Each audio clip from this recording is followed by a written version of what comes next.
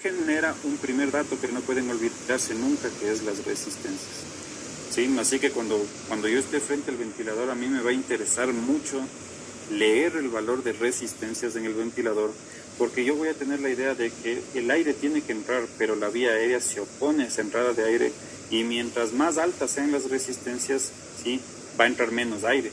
Así que es importantísimo porque hay problemas como por ejemplo el EPOC o el asma, en el cual las resistencias están muy altas y quiere decir que se está oponiendo mucho a la entrada de aire, esta vía está muy cerrada. Bueno, si es que ya logra entrar el aire al alveolo, ¿sí?, si es que ya logra entrar al alveolo, pues en el alveolo ya no hay conductos en sí, ya no hay flujo.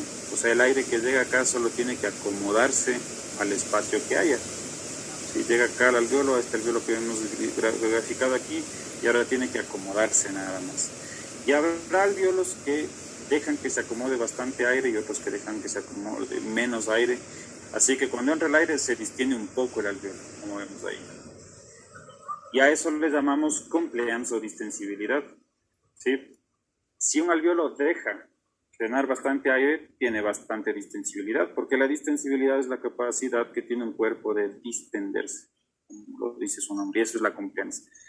O la otra es que el alveolo no se deje distender, poca compliance. Veamos un poco de valores normales. Cuando yo anote en mi hoja de bitácora los valores, a mí me va a interesar que las resistencias estén bajas y que las distensibilidades más bien estén altas. ¿Cuánto es normal de resistencias? De 4 a 7 centímetros de agua por litro por segundo. Así que si yo tengo 12, 15, 20, 25 de resistencias, yo estaré pensando que el problema está en la vía aérea, está muy estrecha, está generando demasiadas resistencias.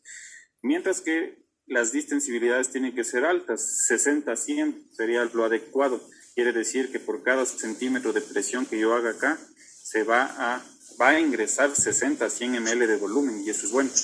Mientras más pequeño sea el pulmón, mientras más grave sea la enfermedad, por ejemplo, como tenemos ahora un SDRA, hay pocos alveolos, la mayor parte están afectados, pues la compliance va a ser muy bajita.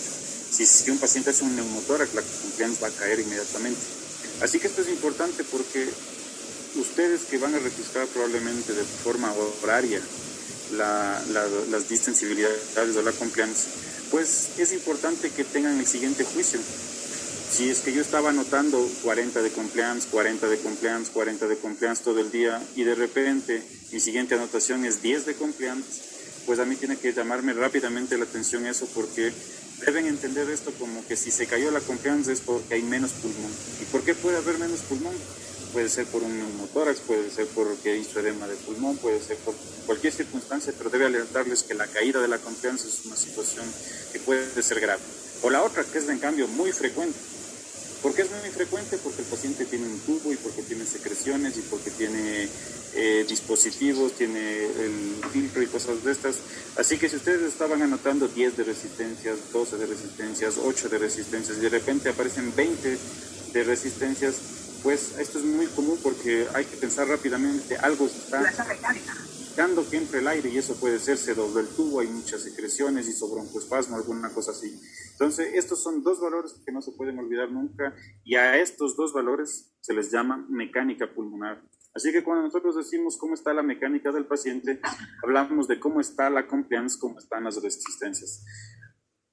Fíjense que entonces, para que el aire tiene que vencer las resistencias y tiene que vencer a las fuerzas elásticas, no tiene que lograr distender. Esa es la parte central de lo que suele ocurrir en la ventilación mecánica. Por ejemplo, para que se pueda entender, tengo ahí un tanque de agua, tengo una opción A, que pase por ese conducto grande, o la opción B, que pase por ese conducto pequeño. La intención es llenar estos recipientes de acá. La pregunta sería, ¿por cuál de esas tuberías va a fluir más fácil el agua? Pues por la A o por la B. Entonces uno tiene que pensar que mientras más grande sea el conducto por el que tiene que pasar el agua, la sangre, el aire, pues va a ser más fácil el paso de esa sustancia. Por lo tanto, y en consecuencia, si es que yo debo intubarle a un paciente, me interesará darle un tubo pequeño, un tubo 6, un 6,5, o darle un tubo 8, 7,5 por lo menos. Pues básicamente deberé entender que mientras más estrecho sea el conducto, más difícil es que pase el aire. Así que a mí siempre me interesará intubar al paciente con un tubo grande, ¿sí? Para que pueda entrar bastante cantidad de aire sin tantas resistencias. Y la otra es, yo debo saber que si es que las resistencias se suben es porque los conductos por donde está pasando el aire se están estrechando, y eso es importante saber. Miren esos dos calzones que he puesto ahí. La pregunta es, ¿cuál les parece que tiene la mejor compliance? Que se deja distender, que se puede, yo puedo estirarle sin ningún problema. Primera opción la A o primera opción la B. Pues rápidamente uno entendería que cuando yo tengo bastante compliance, quiere decir que cuando yo meta un volumen, ese volumen va a entrar en ese pulmón. Quiere decir que si es que alguien se pone el calzón de la A, pues probablemente puede ser gorda la persona y va a entrar bien. Pero si un gordo se quiere meter en el B, pues probablemente se va a encontrar con una compliance muy baja de esa prenda. Probablemente le va a terminar rompiendo. Esto es importante que ustedes entiendan porque el pulmón contra el que nos estamos enfrentando en el COVID es el B. Tiene poca compliance. Así que la analogía sería que si yo meto mucho volumen, es como que le estuviera metiendo a un gordo dentro de ese B. ¿Qué le va a pasar a esa prenda que tenemos en B? Si yo soy gordo y me intento poner, pues por más que él haga fuerza, pues terminaré rompiendo. Así que es importante porque solamente cuando la compliance es grande, buena, pues yo puedo meter bastante volumen. Pero si la compliance es pequeñita, pues voy a tener un problema que voy a terminar rompiendo el pulmón. Así que mucho ojo, porque si es que yo veo que un paciente tiene baja compliance, tiene 15, tiene 20, y alguien me ha programado el ventilador con mucho volumen, pues probablemente a mí me preocupe esto porque voy a romperle ese pulmón y eso me preocupa, ¿no? Así que cuando yo me pregunté sobre qué es la compliance, sí, pues es la capacidad que tiene un cuerpo para dejarse distender. Es un dato fundamental. Listo, pasemos a esto de la programación inicial. Va a llegar un paciente a mi unidad y generalmente enfermería programa el ventilador y le pasa las pruebas. Evidentemente, la parte de pasar las pruebas de eso tiene que ser una práctica presencial porque no tendría sentido, ¿no? En el Carrolo tenemos ventiladores que son Newport, en el Enrique Garcés tenemos Drager o Hamilton o Mindra, y entonces probablemente si hiciéramos una evaluación de pruebas para pasar las pruebas de los ventiladores nos quedaría un poco corto y probablemente eso nos toque hacer más bien directamente con el ventilador. Pero que sí es importante saber es que cuando va a llegar el paciente, todo paciente tiene que ser casado. Todo paciente tiene que ser medido. ¿Por qué? Porque toda la programación que yo haga en el ventilador va a estar basada en la talla del paciente. Ahí les dejo, por ejemplo, unas fórmulas que dependerán de si el paciente tiene o no tiene SDRA. Pero esto es importante porque la talla del paciente va a determinar el peso ideal del paciente y en base al peso ideal del paciente yo voy a programar todo en el ventilador. Así que es súper importante que ustedes lleguen al paciente y tengan la talla. Obviamente vamos a pesarle también al paciente, pero para ventilación mecánica lo que me va a interesar es la talla del paciente.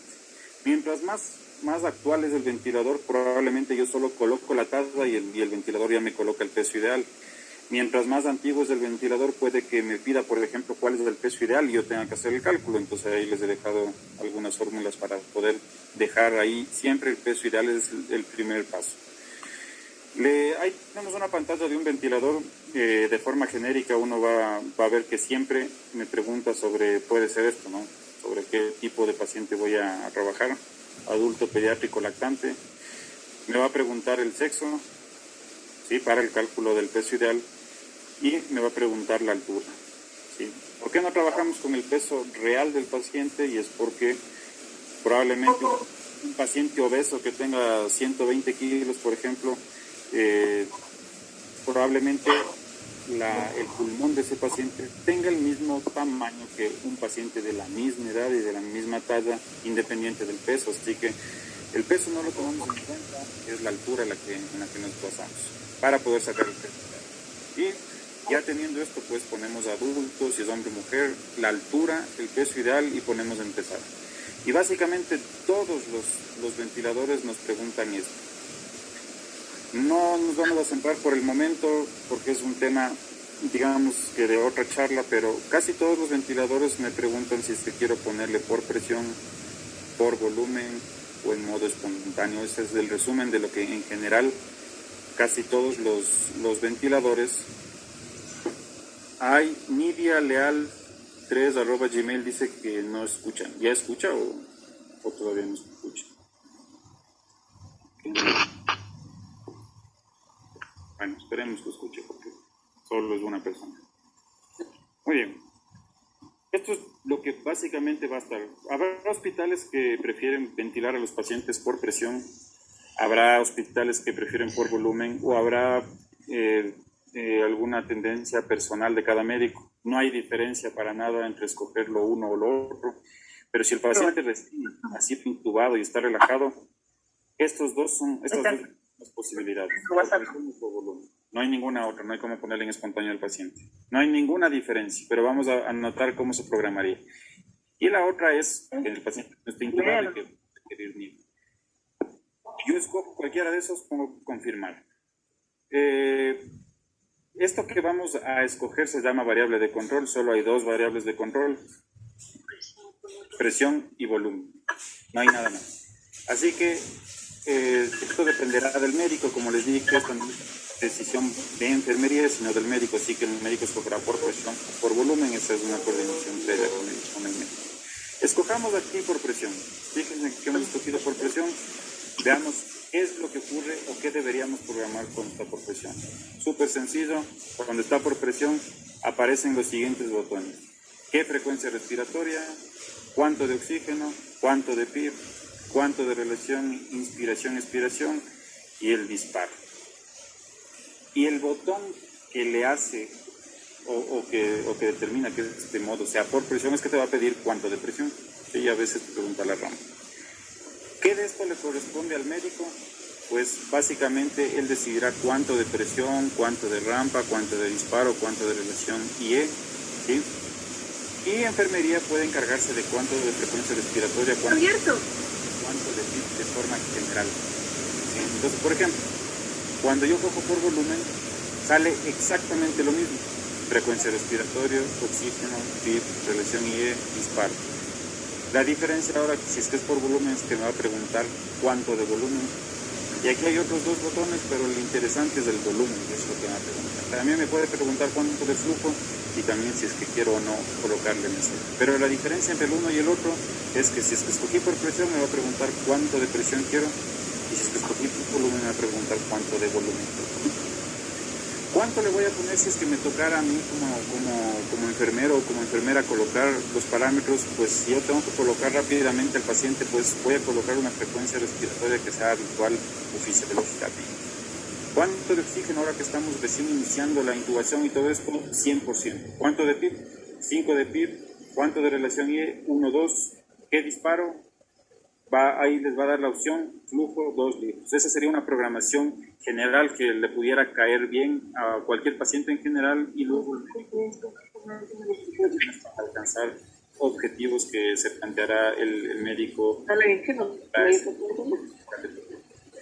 Solo quisiera explicarles qué es la PIB para que puedan saber que los pacientes que están con PIB alta y que por alguna razón se desconecta el ventilador, alguna cosa así.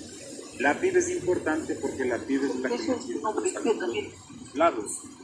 Así que cada vez que yo conecto al paciente o le succiono, el paciente se desinfla, que sería la forma de entenderlo, porque cae la PIB. Entonces fíjense que cuando el paciente inspira, se infla, ahí está inspirando el paciente. Y cuando expira, ¿sí?, se desinfla. El punto es que como médicos, como enfermeras, como fisioterapeutas, no tenemos que dejar que el paciente llegue al desinflado total. Eso le hace daño al paciente, le desatura. Aquí debería terminar el paciente. O sea, se infla en la inspiración y en la expiración no deberíamos dejar que se desinfle por completo, porque eso le hace daño. Así que, ¿cómo logro yo que el paciente no se desinfle por completo? Es aquí, poniendo una presión al final de la expiración, ¿sí? Como vemos, se va desinflando, y al final de la expiración yo pongo una presión, ¿sí?, hasta el final de la expiración, que es positivo. Eso hace que el alveolo se quede inflado. Esto es importante porque la PIB entonces es la presión que mantiene inflados a los alveolos, ¿sí? Y que en términos de SDRA pudiera estar elevada, 14, 15, y si es que el paciente se desconecta, la PIB cae a cero, ¿sí? Y eso pudiera generar problemas, se colapsan los alveolos y cae la saturación. Por eso es importante que lo hagamos de una forma muy delicada, sobre todo en los cambios de posición o en el baño del paciente. ¿Sí? Ese sería el concepto de PIB. ¿Cuánto pongo de presión? Si es que lo que escogí fue modo por presión, 15 podría ser, luego voy viendo. Y de rampa 20 milisegundos. Y lo otro, si es que escogí por volumen, ¿cuánto pongo de volumen? Porque pudiera ser que a mí me toque de recibir un paciente, ¿cuánto pongo de volumen? Para eso necesito el peso, porque tengo que colocarle por lo menos de forma ideal 6 a 8 ml por kilo de peso. Así que si el paciente pesa, qué sé yo, 60 kilos, podría dejarle 360 ml programado. Y esto es destinado para el médico, ¿no? Flujo de 40 y meseta de 0, por lo menos de forma inicial sería, pero hay que saber, la enfermería podría ya ir pensando en colocarle al paciente un volumen que no sea muy bajo, ¿no? Que sea 6 a 8 ml por kilo. Esto para la programación inicial, luego el médico decidirá ir bajando o intentar ventilarle con los volúmenes más bajos posibles. Y el 10% que se puede colocar en la meseta servirá para medir precisamente ese dato, ¿no? De la meseta, que ya les voy a explicar qué significa. Así que este ha sido el resumen de cómo programar si es que escogí por volumen, por presión. Sí, esta sería la programación habitual. Y si es que escogí por volumen, esta sería el resumen de la programación por volumen. Y ponemos confirmar. ¿Qué debo registrar como enfermería? La mecánica pulmonar es fundamental. No puede haber una bitácora sin registro de compliance y resistencias. Las presiones que me interesará son la presión pico y la presión meseta. Hay un gráfico que es este de aquí, que es como una aleta de tiburón, en donde constantemente el ventilador va a estar graficando la presión pico. Esa tienen que registrarle, y la presión pico va a ser la máxima presión que está recibiendo ese paciente. Obviamente uno va a entender que mientras más presión puede generarle más daño. El médico puede hacer una pausa aquí y se va a hacer una gradita y medir la presión meseta. Ustedes van a graficar constantemente presión pico. También se puede dejar ya puesto esta pausa para que se pueda graficar la presión meseta, pero ¿qué pueden ver ustedes? Es que mientras más alta sea la presión, más lesión del pulmón. La presión meseta no tiene que superar los 30 centímetros de agua porque se lesiona el pulmón. Así que si ustedes están registrando presiones meseta que están en 32, 35, pregúntenle al médico porque puede ser necesario hacer alguna intervención para disminuir la presión en el pulmón. ¿Qué más debemos registrar? Los volúmenes. Siempre tiene que estar registrado el volumen minuto y el volumen tidal. Y la programación también tiene que ser registrado, es decir, qué modo le colocaron al paciente, cuánto de PIB, cuánto de frecuencia, cuánto de fibrosis, serían los datos importantes. Para ir terminando esta breve revisión de los datos que necesitamos saber, es que como enfermería está todo el tiempo con los pacientes, necesitamos que sepan reconocer ciertos problemas. Y aquí les voy a recomendar que al ventilador le dejen colocado una asa de volumen flujo, que es este gráfico que estamos viendo aquí, que lo podemos practicar en cada unidad. Ese es el gráfico normal, no se olviden, es redondito, ¿sí? ¿Y cuál sería un problema que a mí me interesa detectar rápido porque los pacientes se pueden morir? Es ese, por ejemplo. Se está obstruyendo la vía aérea y las pacientes pueden requerir cambio de tubo, succión, alguna cosa. Ese gráfico me ayuda bastantísimo. Se está obstruyendo el paciente, hay que hacer algo por él, colocarle broncodilatador, succionar, hacer algo inmediatamente. No necesariamente con la presencia del médico. Si yo veo ese gráfico, algo se está obstruyendo en la vía aérea del paciente. Otra opción, la curva no regresó hasta el final, tenía que comenzar aquí y regresar al final, y como ven ustedes, se acabó antes. Eso quiere decir que algo se desconectó, hay fuga en el sistema. La otra opción es que el gráfico no regresa hasta donde inició, al inicio, sino que se queda más abajo. Quiere decir que está el paciente atrapando aire y eso también pudiera ser peligroso. Esos tres gráficos es importante que los tomen en cuenta porque les pueden ayudar mucho en el manejo del paciente y en darse cuenta rápidamente de si el paciente necesita algún tipo de intervención. Creo que para que no haya confusiones, quisiera dejarles hasta ahí la charla por el día de hoy para que tengan una idea más o menos general de lo que hacemos en la ventilación mecánica, y el siguiente paso es hacer más práctica para que puedan estar más en contacto con esto. Estamos a menos de un minuto de que se acabe la sesión. El Hospital Enrique Garcés puede volverse a conectar a la misma dirección porque tienen una reunión ustedes con el Hospital Padre Carolo. Vamos a programar luego evaluaciones y preguntas.